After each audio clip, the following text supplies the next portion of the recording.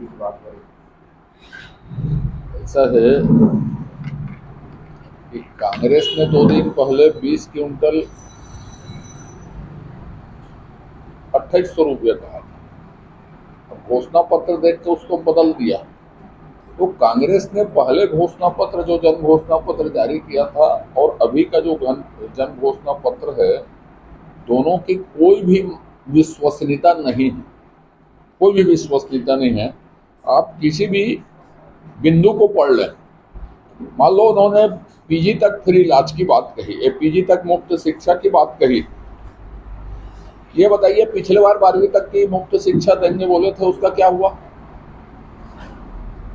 ये बताइए आप। वो 17 लाख मकान देंगे बोले थे, तो 5 साल में, पिछले 5 साल में कितने प्रधानमंत्री आवास उन्होंने वापस लौटाए? वो बोल रहे हैं 10 लाख के ये मुफ्त में इलाज देंगे, तो यूनिवर्सल हेल्थ स्कीम लागू करेंगे, उसका क्या हुआ? फिर 500 रुपये में गैस सिलेंडर देंगे बोले थे, देंगे बोल रहे हैं, तो पिछली बार 4 सिलेंडर फ्री देंगे बोले थे, उसका क्या हुआ ये बता दें। तो ऐसा रीपा 700 रीपा बनाएंगे, तो 200 फूड पार्क बनाएंगे बोले थे, राहुल गांधी जी ने अपने मन से घोषणा की थी। तो इसका क्या होगा? स्व सहायता समूह का कर्जा माफ करेंगे बोल रहे हैं, तो पिछली बार भी उन्होंने लिखा था स्व सहायता समूह का कर्जा माफ करेंगे करके। तो 2 कर्जा माफ करेंगे क्या? पिछली बार का और इस बार का, और 1 कर्जा खा जाएंगे? क्योंकि भ्रष्टाचार करने में तो कांग्रेस माहिर है, तो उसके कौन सी बात में आज छत्तीसगढ़ की जनता विश्वास करेगी? ये बताइए ना। कोई भी विषय, जातिगत जनगणना करवाएंगे, तो क्वांटिफाइबल डाटा आयोग जो उन्होंने बनाया था ओबीसी की गणना के लिए, तो उसका तो डाटा सार्वजनिक आज तक नहीं की। क्या फायदा हुआ उससे छत्तीसगढ़ को? बंदूक की नोक में उसका रिपोर्ट जारी करवाए विधानसभा में बात करने के लिए।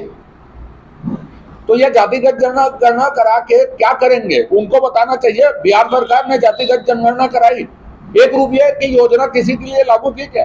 या आपके आर्थिक उत्थान, सामाजिक उत्थान, शैक्षणिक उत्थान के लिए हम कोई काम कर रहे हैं, बिहार सरकार ने कोई बात कही क्या उस पर? कांग्रेस को यह बताना चाहिए कि वो क्या करेगी, जातिगत जनगणना का उपयोग क्या है, और उनको स्पष्ट करना चाहिए कि हम ये काम करेंगे। पर ये सब ऐसे ही बातें हैं। कर्ज माफी की जो बात कही है उन्होंने, पिछले बार भी कर्ज माफी कही थी, उसको सीधा लिखना चाहिए,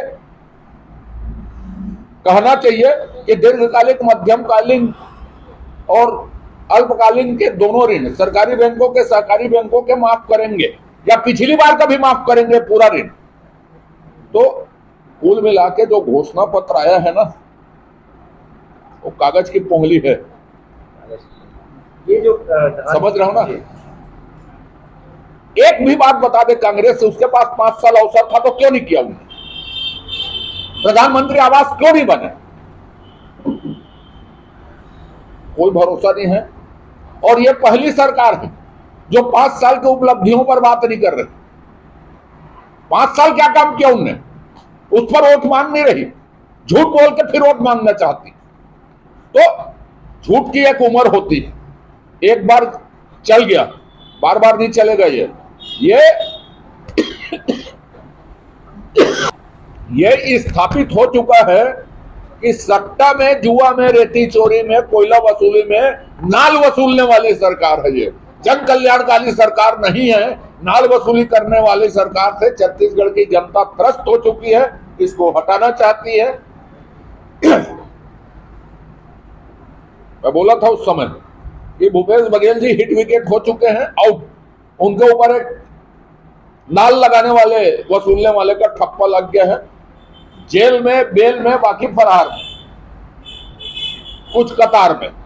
यही सरकार है। जी भैया, एक सवाल और है कि धान की खरीदी का लिमिट 15 से 20 से 22 तक चले गया। दोनों पार्टियां बड़ा बड़ा ऐलान कर रही हैं। क्या उतना उत्पादन यहाँ की खेत में होता भी है?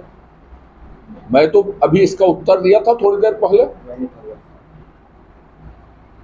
मैंने कहा था भूपेश बघेल जी 20 क्विंटल खरीदने के पहले, जब आप घोषणा किए हो उससे पहले अपना रिकॉर्ड सुधरवा लें। 20 क्विंटल पैदा नहीं होता, ये आपका कृषि उत्पादन आयुक्त तो बोल रहा है, उसको सुधरवा लें, फिर आप 40 क्विंटल खरीदे, हमको कोई आपत्ति नहीं। आप बोल कुछ रहे हैं, आपकी सरकार दिखा कुछ रही है, दोहरा मापदंड नहीं चलेगा। अब तो ऐसा ही मुकाबला हो रहा है। मुकाबले वही तो 21 क्विंटल बीजेपी भी कह रही, तो उतना भी तो उत्पादन नहीं होता है। जिस जगह में आप बैठ के मुझसे प्रश्न कर रहे हैं ना, वहां 21 क्विंटल से ज्यादा उत्पादन होता है। तो कुछ क्षेत्रीय लोगों को ही लाभ मिल रहा है। इसलिए मैं कह रहा हूं कि लघु सीमांत कृषक हैं, इन लोगों को भाजपा की घोषणा से फायदा होगा, बड़े किसानों को कम फायदा होगा और धमतरी जिले में तो सबसे ज्यादा फायदा होगा। इसलिए हम अपनी देखें तो धमतरी जिले में 21 क्विंटल से ज्यादा धान होता है पर एकड़।